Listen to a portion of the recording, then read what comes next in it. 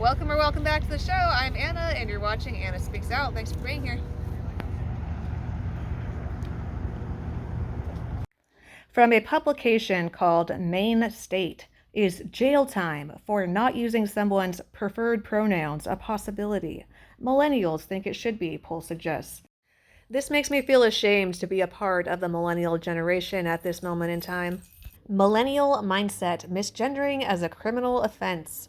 We live in an era where the question of pronouns has taken center stage in our societal dialogue.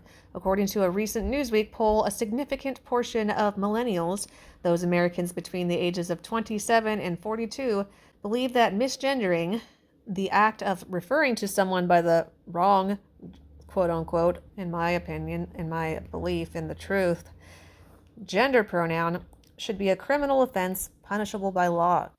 This is a notion that runs contrary to the principles of freedom of speech, that is very true, and could potentially threaten the underpinnings of our democratic society. I know that a lot of people would respond to that by saying that we're not actually even a democracy here in the United States, but we are a constitutional republic. So let me know what you think about that. The poll, conducted by Redfield and Wilton Strategies, found that 44% of millennial respondents aged 25 to 34 endorsed criminalizing misgendering. Only 31% disagreed, while the remainder held no firm stance. And to me, that is also a serious issue, because how can you be so wishy-washy on the possibility of somebody going to prison, their life being thrown away because they called a man or a woman when that person is delusional and wants to believe that there's some other gender? We're practicing freedom of speech and speaking the truth and at risk of going to prison for it potentially. How could you be unsure if that's a problem? However, within the older millennial cohort, I fall right on the bottom of that, ages 35 to 44, the responses were more divided, with a nearly equal split between those in favor of and against criminalizing so-called misgendering.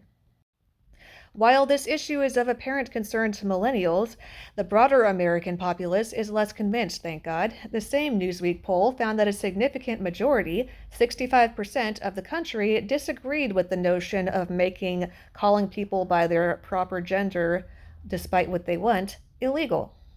Moreover, only 37% of respondents agreed they would refer to a transgender person by the requested pronouns if asked.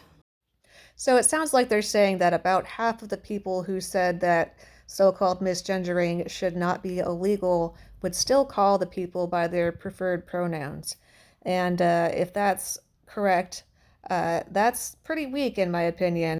Calling a transgender person by the made-up pronoun that they want to have used for them is wrong, because it's a falsehood that you're putting out into the world, and it is affirming their mental, emotional disability. I don't think most people would tell schizophrenic people that their delusions are real and that they should just be happy to have them or whatever. So why are we doing that with transgender people and their delusions? It's wrong and it's unloving. For Generation Z, those aged 18 to 25, 33% felt that so-called incorrect pronoun use should be deemed a crime, while a clear majority, though, of 48% disagreed, so that's hopeful at least. It's clear that the issue of misgendering and its legal ramifications are causing a generational divide. Surprise, surprise.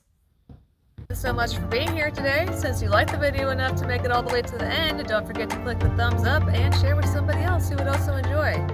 Have a wonderful night, afternoon, morning, evening,